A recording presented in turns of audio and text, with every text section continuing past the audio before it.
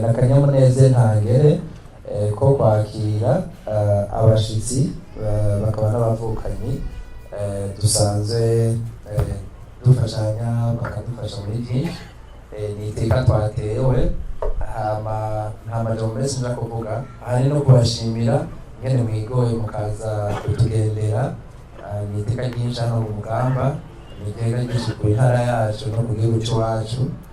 Uno munsi twahimbaje imyaka 4 tumaze mu bucuti dufashanya na Leta Zunze Ubumwe za Amerika kuva 2021 tugurira ivuriro mu nzu ntoya y'ibari hariya mu Mahazi mwese. Mugabo baradushigikiye cyane mu kuduha ibikoresho, mu kudufasha, nibo badufashije mu kuduha ibikoresho bishika hafi birenga umuriyari w'amahera y'amarundi, akaba aribyo dukoresha ngaha. Ubu rero bikaba byaradufashije cyane mu gufasha abafasoni bibungenze, abana batoya n'imiryango, abakuze. Rero ubucuti n'imigenderanire bwa Leta Zunze Ubumwe za Amerika, jewe novuga ku ruhande rwanje nukuri n'ikintu aho dushitse kubera iyo gufashanya ubwo bucuti, n'ikintu gikomeye cyane kubera nkuko nari nabibabwiye, twebwe twakoreye mu muryango turi 8, turabura umwana mfise imyaka 2, bituma nja kwiga amashuri muri medicine, hama na Leta Zunze Ubumwe za Amerika zirangira n'amashuri naja kwiga hanze mu Burizi z'Amerika. Ngiye kurondera ubwenge, mugabo cyane ngiye no gukorera ubucuti, kugira ubucuti cyane kugira ngo nze gufasha iyindi miryango. Hagira umwana n'ucamufasha nasubira kugira guca n'ibyo twaciyemo twabonye. Rero nukuri n'ikintu gikomeye kuri jewe, kuri umuryango wanje no kuri community ngaha, kuko ndazi ibyo byama byashizwe n'imiryango myinshi. Rero turishimye ku mfashanyo baduhaye. Ubu umubyeyi nciyemo gato, umwana twabuze muhira yapfuye ari mu nzira agiye i Bujumbura, arenganye mu igenda byanse. Urumva ibirometero 20 y'umwana atabuze atageze, umva yaca bidakunda ari mu nzira. Ibyo rero ndazi ko byashikiye ababyeyi benshi ngaho mu kibano iwacu, ndabazi kuko benshi ni inshuti n'abagenzi. Rero kubona uno munsi dushitse ubu, umubyeyi yibaruka yahora agenda ibirometero 20-50 agenda n'amaguru, ubu akaza ngaho akibaruka neza. Ubwa mbere ataribaruka bakamurabira umwana bakoresheje ecographe, icyo cyuma batuzaniye. Ageze kwibaruka akibaruka neza harya, bigoranye bagaca bamushyira muri bloc akagira césarienne, byanze ku mwana agaca muri neonatologie. Ukuvuga nukuri twofasha mu gakomera amashi Leta Zunze Ubumwe za Amerika kwico kintu gikomeye. Ni iteka ryacu kandi ibyo rero twabishitse ko turi kumwe twese. Ico ni ikintu gikomeye cyane kandi tubatera ndibaza n'intege babande badufata mu mugongo. Ikindi duhimbaza n'umunsi mu bwo bucuti ni American Corner. Nukuri murazi uko benshi abicaye ngaha bose nta internet twari dufise, nta informatique. Turi mu makomine make mu Burundi, ndetse ngira nk'imwe yoba ushobora kuronka internet ukaronka informatique. Umwana muto akiga gukina umupira, akiga kurima, akiga gusoma, akavuga icongereza. Ubu unye bazotuzanira n'ibibazo byo gukora ibibazo byo kuja hanze bya TOEFL twabisavye. Hama numva ni ikintu gikomeye, gituma rero bajya abana niyo bazodusahiriza bagasahiriza ababyeyi bacu, bakabandanya n'iyi projet mu myaka 100 iri imbere. Ni ukuvuga cyo bituma tubitaho, bajya bakina umupira. Bijya agenda akina umupira naje ababyeyi barabiturekeye kubera ushobora gukomera mu mutwe udakomeye umubiri. N'ibyo rero dushima na kiriya kigo cyo hakuye gifasha cyane. Ibyo ngo ni ibintu badufashije biri mu bwo bucuti. Rero n'umunsi novuga ubucuti simfashanye investissement bagize hano. Rero murabona umusaruro twashize ko ubu turonka abantu 300 ku kwezi, twatanguye dufise nka 30 ku kwezi. urumva ni ikintu gikomeye cyane. Hama twaba twaduza abarwayi biyongeye ibice 600 kuva aho twatanguriye, rero ndabishima. Nongeye gushima kandi nkenguruka abantu bose bari ngaha mu cubahiro cabo, Imana ibahezagire. Hama muri sinovuga byinshi cyane, ivuriro ryo ngaha narinje ndemvye ngiyi Matana, sinarinzi ngaha ko hariho ibitaro, mugabo baramfasha nari ngeze kure hamwe nihebura cyane, mugabo nongeye gushimira abaganga bo ngaha ukuntu bamfashe neza, ahubwo mwese abari ngaha ni mwampera amashi mwese, kuko jewe nari ngeze kure, nari ngeze nihebuye, nari niyumvira ko atakintu nkirokora, mugabo Imana nayo irabona ico nari nkwiye. Hama abavyumvise byose ibyo shimye, bashimire nabo baganga bo ngaha, ahubwo babongere n'indi pete, kubera sinzi ukuntu nobyifatamwo, sinzi n'ukuntu nobashimira. Hama rero jewe aho ngeza mubakorera ibindi bitaro byaguke, kubera turi benshi, tuza turi benshi, abagwaye si jewe jenyene, hariho n'abandi bari inyuma n'abandi. Hama nongeye gushima, Imana ibahezagire. Bonjour tout le monde. Mwaramutse mwese. Amahoro. Amahoro. Mon ambassadrice, mon gouverneur, tous les protocoles observés. Excellent ambassadrice, Vous avez parlé en français. monsieur le gouverneur, tout le protocole observé. Avant tout, je tiens de dire que je suis honoré d'être ici pour célébrer 4 années de partenariat fructueux entre les ambassadeurs des États-Unis, les ministères de défense des États-Unis et le village de vie en Boutou.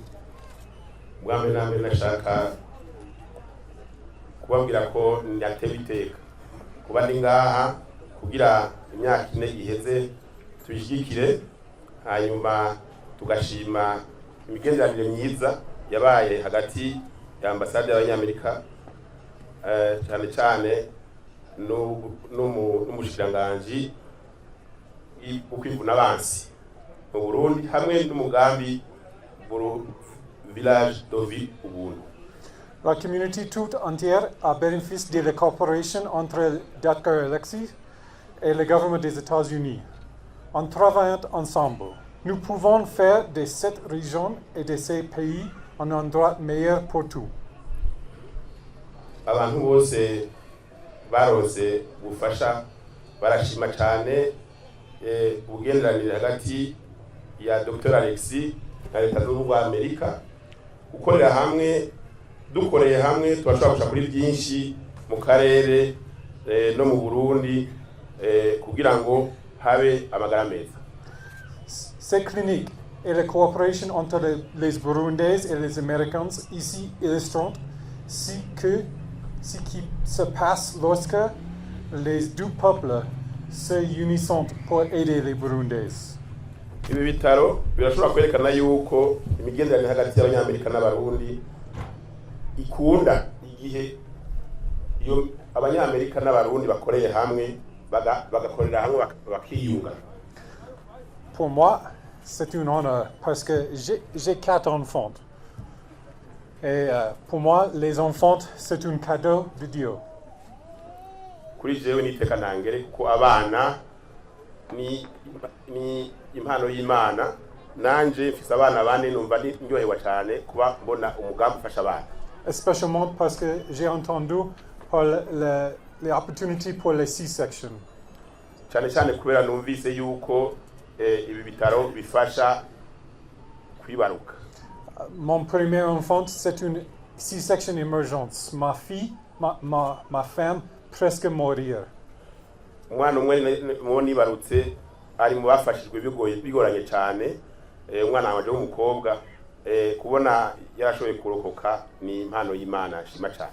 Donc je comprends tout dans mon corps le sens et l'urgence pour la C-section pour la femme et pour l'homme et pour toute la famille.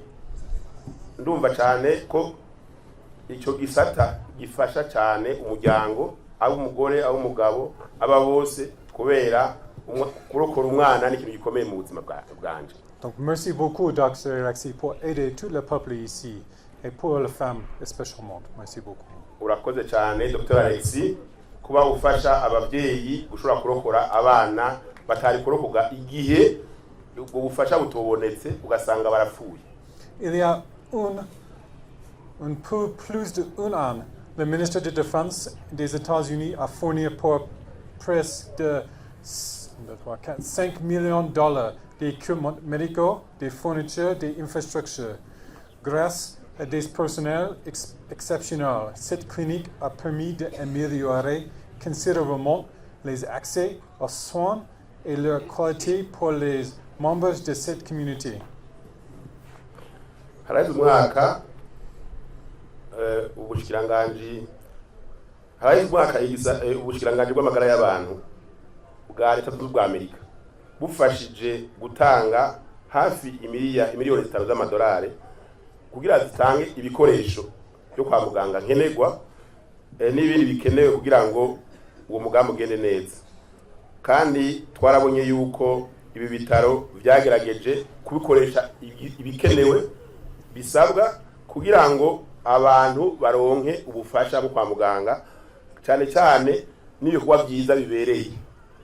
Ces équipements et l'aide de le peuple ici améliorer des services de santé maternelle et infantile pour la famille. Ibyo bikoresho nibyo biri ko biratuma abana n'abavyeyi hano bagira karusho gusubya handi kubera yuko byunganira irindi migambi ihasanzwe kandi bitahahora. Les familles sont le fondement de la société au Burundi et tout le monde. Elles sont essentielles. Imiryango ni ikintu gikomeye gose. Niyo shingiro y'ikibano, niyo shingiro y'iterambere mu Burundi n'ahandi, ni ikintu gikomeye gose. Umuryango ni shingiro y'iterambere.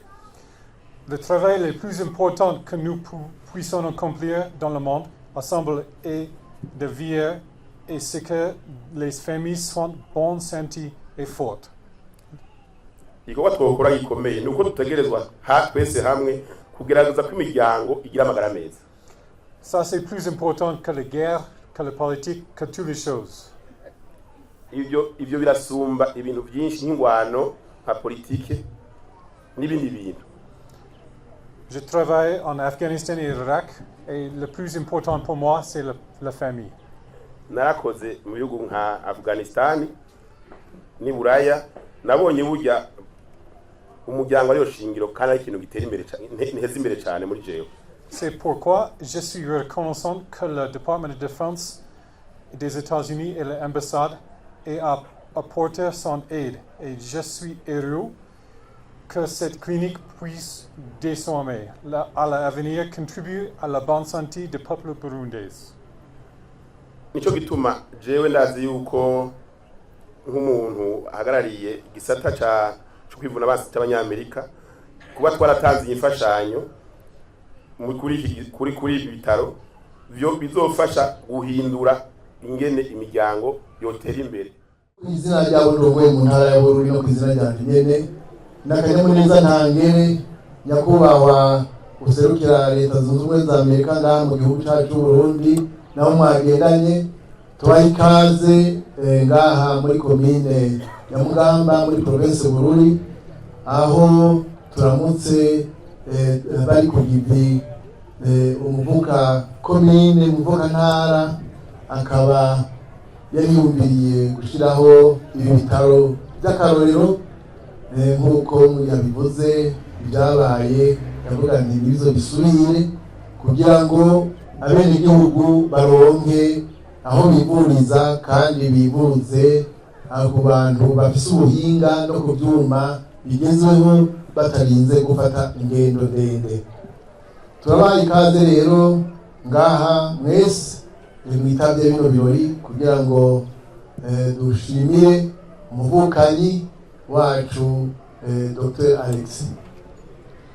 ijambo rero rya mbere ni ugushimira umuvuka ntara umuvuka komine yabikubise ko ubuhamya ingene yumvire yuko atoguma mu mahanga mugabo ubumenyi yaronse aza akabushira mu ngiro agafasha abenegihugu ngaha bo mu Bugamba bo mu ntara reka mbere no mu zindi ntara zegere ngaha muri komine Bugamba kugira ngo amagara y'abenegihugu bayabungabunge igihe yoba ahungabanye. Ijambo rya kabiri ni iryo gushimira cyane ubuserukizi bwa Leta Zunze Ubumwe za Amerika mu gihugu cyacu cy'u Burundi, duhereye kuri ambasaderi dusubiye no ku bushikiranganje bwo kwivuna abansi ingene bwafashije cyane kino kigo kandi ibyifuzo yashikirije bakabishira mu ngiro, ari nacyo gituma nagomba mu ntiza amashi tubakomera amashi cyane. Mu Kirundi nyakubahwa mwaserukiye Leta Zunze Ubumwe za Amerika ngaha mu Burundi mukaba mwayishike ngaha ku kivi, baravuga bati ushimye abayongeje. Rero nagomba kubasaba nk'uko mwabyiboneye aha hantu ntibakorakoye ibyo mwabahaye mwabisanzeho, byerekana rero yuko afite umushinga ntahe abushitse. Rero icyo nzobasaba muze mukimwongere kuko mwabonye ibyo mwamuhaye ko yabishyize mu ngiro. Mbere mwabonye nuko ariko aragura inyubako yerekeye ababyeyi n'abana. Murazi yuko hakenerwa byinshi kandi niyabitura muramubwira nk'uko mwamugize ubwa mbere kandi azi yuko azobibungabunga. Namwe ijambo rya gatatu ryerekeye mwebwe bo muri komine Mugamba, ndabashimiye cyane ingene mwigenjeje kuva dutanguye gukorana. Nkabona ko mutakigenda muri bya bifyitirizi umwesi mutumbera muri ku biro by'abaganga. Narumvise ko na bya bitega mwabyirukanye, nkabona yuko umwese muzi yuko umuganga akiza gusumbya barumenye. Ndabashimiye cyane rero rwose, ngashima n'ingene mwakiriye umugambi ntimuburabuze ahubwo mukawufasha ari byo batumye, ari byo gufasha amaboko mufise kugira ngo bubake inyubako mubashiramo ishaka cyane kuko umugambi ari uwanyu. Ndabashimiye rero cyane ubungabunge iyi nyubako kandi muze mwitware neza igihe bazoba batumye ko ari byo mubafasha muze mubafashe. Ijambo rya kane ni ryo gushimira abaganga ingene bitaho cyane amagara y'abenegihugu kandi bose bakaba babyemeje imbere yanyu bati abo baganga baratugiriye neza baratuvura amasaha 28 kuri 28 umuntu amwituye. Mbere n'abava kure hakabaho na ambulance igenda igasimba ikabashikana ngaha kugira ngo bace babavura neza. Rero baganga mubandanye ku kivi mubungabunga amagara y'abenegihugu kuko naho babasabiye igrade ni muzoba mwayihaye igihe muzoba mwavuye neza n'Imana yonyene izobahezagira.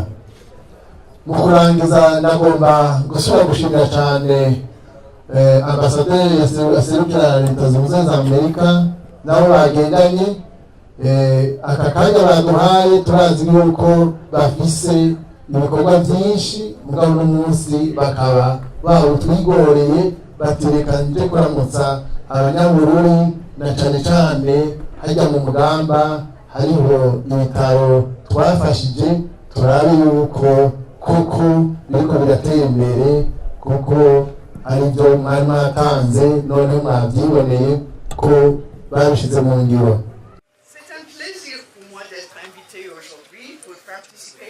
Célébration des nombreuses réalisations de la clinique Ubuntu Village of Life et de l'American Corner. ni iteka ntange kuri jewe no kwishimira ibyishimo kuba mwantumiye kuri uyu munsi mukuru w'imyaka ine iki kigo kimaze hano mushimira ibikorwa byakozwe mu myaka ine yiheze. Mes collègues me tiennent régulièrement informé de l'excellent travail réalisé ici et je suis ravie d'avoir enfin l'occasion de visiter les lieux et de m'en rendre compte moi-même. Aho dukorana bamabambi bansha kumayange ibikorwa bikorerwa ngaha ko ari byiza cyane ariko ubu sibyo amapi gusa nabyiboneye numva mfise umunezero ntangere kubona nabiravye nkamwisha kayishikira jewe. Ceci incarne véritablement le partenariat continu entre les États-Unis et le Burundi et ce qui peut être accompli lorsque nous travaillons ensemble. Hano turi harerekana neza yuko imigenderanire hagati y'Amerika n'u Burundi ari myiza cyane kandi ko dukoreye hamwe byose bishoboka. L'ancien chargé d'affaires Keith Gildas a visité Ubuntu Village il y a environ 18 mois pour participer à une cérémonie d'inauguration des écoles de terrain en agroécologie. Et aujourd'hui, nous sommes ici pour lancer un autre projet passionnant, l'ouverture d'un pavillon pour mères et enfants. Keith Gildas yaraje hano haheze amezi 8 kugira yugurure icese ibikorwa by'ikibuga kizofasha uburimyi n'iterambere rijanye n'ubworozi agroecology. Uno munsi naho naje ruba nimba cyane kubona nje gushikiriza kugura icese umugambi uzofasha ababyeyi n'abana.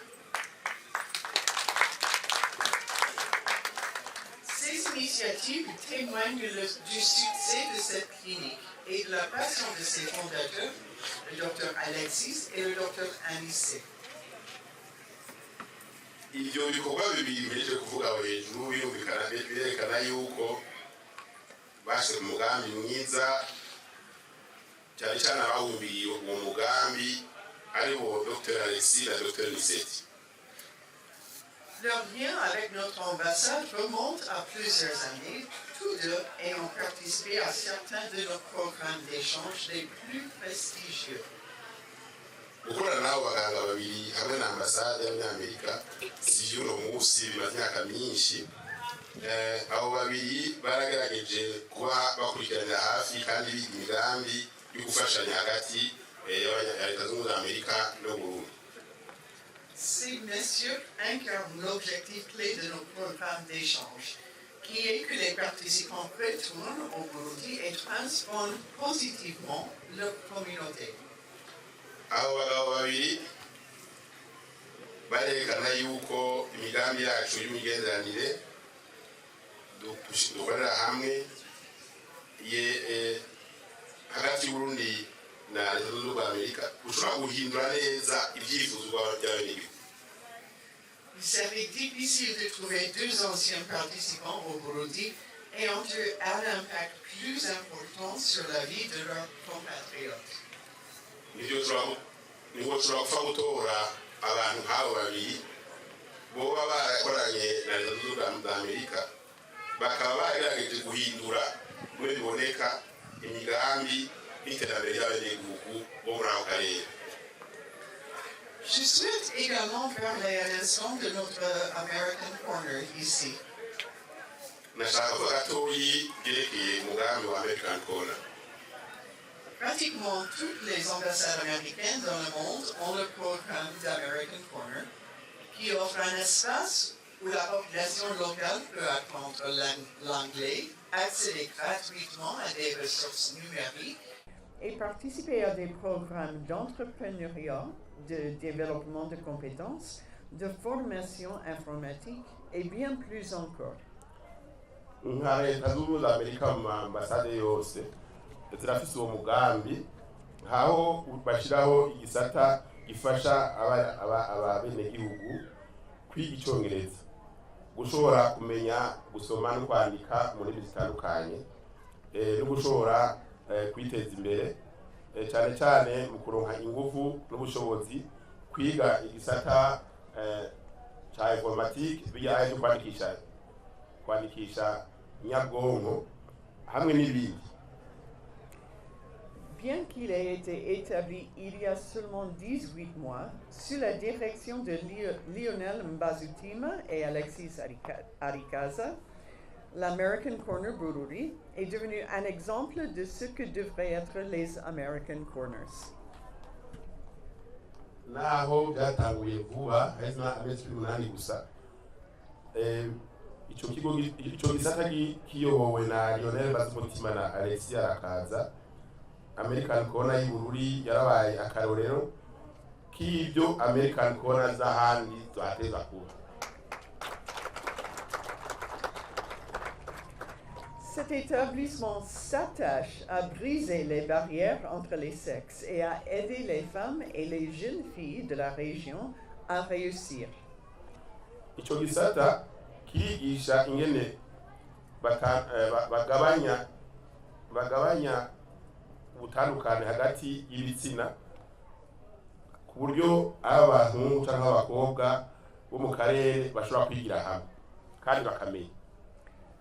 Trop souvent, les filles sont laissées à la maison pour les tâches ménagères.